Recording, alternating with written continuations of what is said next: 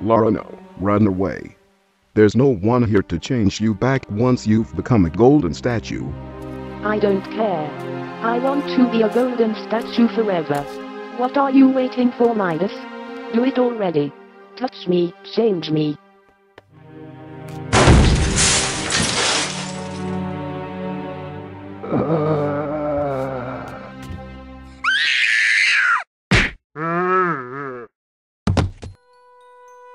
Thank you for coming in time. If you had told me that there are so many delicious things up here, I would have come even faster. Don't touch it. Everything in this forest is poisonous and will only slow you down, so you become an easier target for the zombies trying to eat you. It's not really a problem for me. I've been eaten several times since I'm here, but you shouldn't risk your life. Oh shit. Was that in the pond all the time while I was swimming across? Probably, and it appears to be very hungry. But fortunately it can't reach us here.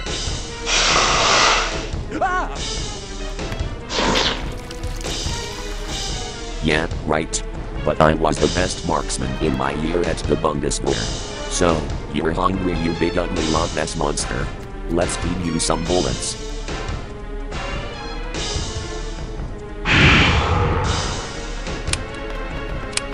Thud. Is there any ammo among the food? I can't find any. Then there's no other way. What are you doing? Let's throw food at the snake. If we can't kill it, maybe we can at least get it sated and run off before it gets hungry again. You're planning to leave all this delicious food to that monster? It's poisonous anyway, isn't that what you said? Or was it only a tactic to keep me away from it so you can have it all for yourself? Alright, I'll help you. Fresh poisonous pizza for you. Much better. What did you do? Changed my clothes. That sailor outfit is good for fighting, but it doesn't keep warm in today, and now that my tiara is broken anyway. What's wrong? Still worried about those wankers? They can't reach us here without us noticing. No. I'm worried about my husband. I hope he's alright. I never treated him well while I was alive, but you know the saying. Sometimes people only realize what they had when it's gone. Do you miss him? Not really. But sometimes I wonder what my life could have been like if I had married him out of love, instead of only using his money and his influence. The worst thing is that my mother is not around. We got separated when things started to get messy, and Claudia is particularly mad at me because I turned against Natla before I died. Such news get around, even in the underworld. You realize that love is more important than hatred. There's nothing wrong with that. Actually, we have more in common than I'd like to admit. I was just like you when I got out of your brothel. My brothel? But you've never worked for me as a prostitute. Your friend Darcy has. Me too, but in an alternate reality. Anyway, when I got out, my desire for revenge was greater than the happiness I should have felt for finally leaving that place after all those years. But my friendship with Lara and Kate changed me. I can still be mean sometimes, but all in all I think I've become a better person. Like when you set out to free Darcy from Claudia's possession single-handedly. It's astonishing how you always put others before yourself. You swear a lot, you're aggressive too, there's always something that annoys you, and you seem pretty hateful to people who don't know you, but when it matters, you're ready to go through hell to save your friends. When I was young, I did everything I could to protect animals, nature, and social outsiders, even revolting against my father, who discriminated my best friend Kelly because her family was not as rich as ours. But you were chosen to become Sailor Moon, a soldier of love, and that was not for nothing. I haven't forgotten about my past, and not everything about it was great. No need to remind me. Do you remember when you told me that one can never be happy if they don't let go of old memories, but only of the negative ones? The good ones should be kept. You know, you remind me of a cold mountain with geysers. cold on the outside, but the warmth you carry within can comfort your friends and burn your enemies at the same time. You don't deserve to be here in the rain.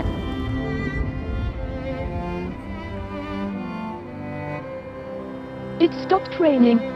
What the fuck? Did you learn witchcraft in the underworld? That wasn't me. I can't explain it. It has never stopped raining since I'm here. But look, that small tree. Was it there before?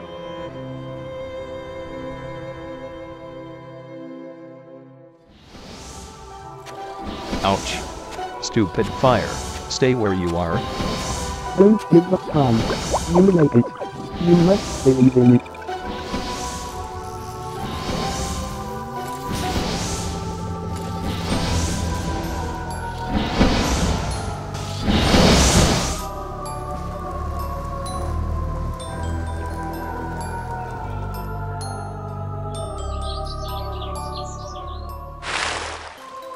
What did I tell you? You made it. And you even cured my burns, however you did it. What just happened? How shall I know? I was drowned in the river of boiling blood, and now it's not blood anymore. You should know, you caused all this, because you never gave up on hope. Did you know that hope is one of the 7 virtues? Never heard of it. Just like lust is one of the 7 sins. You were possessed by it, but you managed to overcome it by losing your vanity. That's how these tests work. You can only pass by eliminating the root of the problem, or concentrating on one of the virtues, or both. And you think hope is my virtue, as you call it? Tom, are you kidding? You're the most optimistic person I know. You're always in a good mood and you can always tell jokes, even in the direst conditions. And you never give up. That's a very important requirement for most things in life. And what does that mean for us now? It means for me that you're even hotter than you were before. I mean, who would not like to sleep with the hero who saved them? But that's just my lust kicking in again. To be honest, I don't know what it means, at least if you're looking for a meaning in everything. Look, a harp. I didn't notice it till now. Odd place for a harp. Hope is a virtue of those who are strong. Play this golden harp and sing a Maiou song. Did you hear that? Hear what? That voice. It told me to play the harp. Hearing voices that don't exist is usually not a good sign, but in this case I suppose you should do as it says.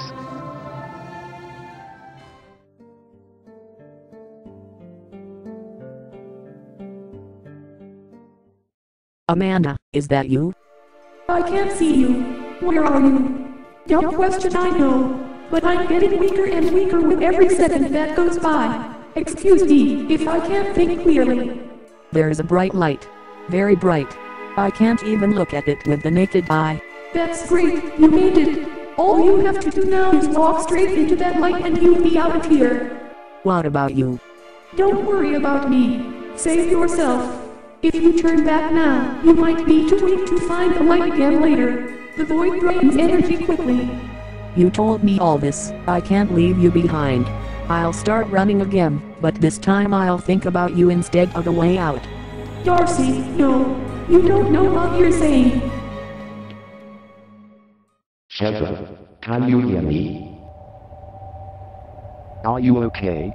I would come down to help you, but, you know, I'm stuck here on this stupid stalagmite. Everything hurts. But other than that, I think I'm fine. Must have been unconscious for a while. But how do I get out of here now? Could I ask a favor of you? You can ask, but I think I'm not really in a position to fulfill wishes if they're complicated. Could you come up to me and try to get me off this thing? I'm good at improvising. I might be able to get us out of here, but my field of view is quite limited at the moment and I can't see my surroundings. I'll try to climb up, but as I said, don't count on anything. It feels like all the bones in my body are broken. Thank you nevertheless. Wow, you never lose your good manners, not even in a situation like this. It's everything I still have.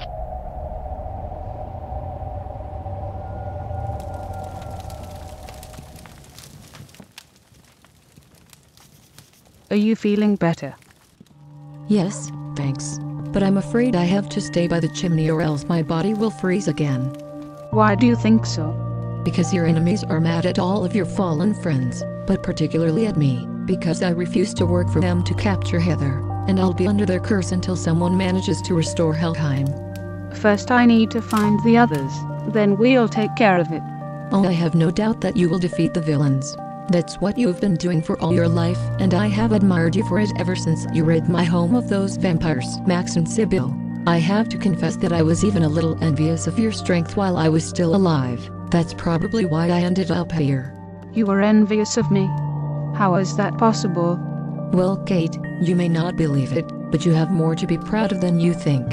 You gave up your civilian life to bring criminals like Volkov to justice. You do what's right because it's right, not to satisfy any personal desires. I killed Volkov because he killed my friend Kevin in the first place. But by doing so you saw that justice was done to your deceased friend, who was by the way a cousin of mine, or still is. He's not dead. Kevin is alive.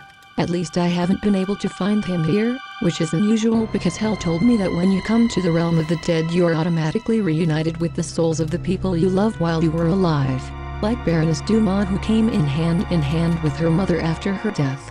But, if he's still alive, why did he never try to get in touch with me? Where is he?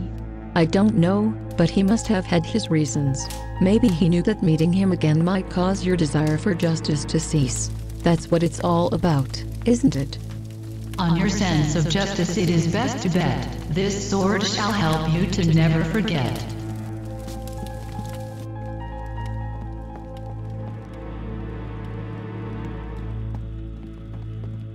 This sword. I am destined to carry it. Then take it. No one deserves it more than you do.